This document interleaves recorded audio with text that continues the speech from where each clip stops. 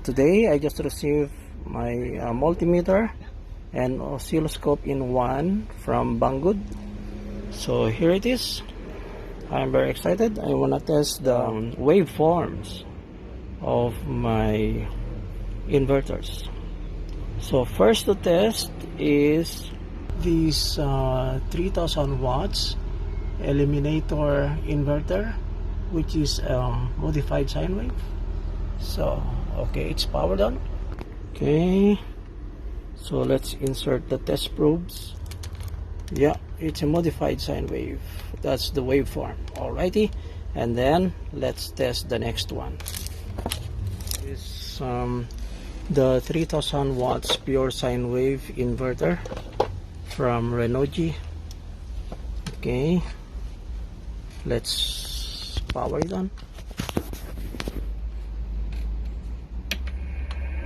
There you go. Then insert the test probes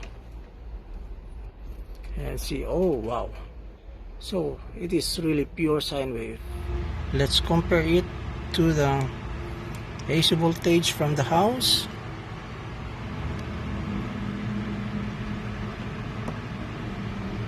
Alright, yeah, that's the pure sine wave from our electric company.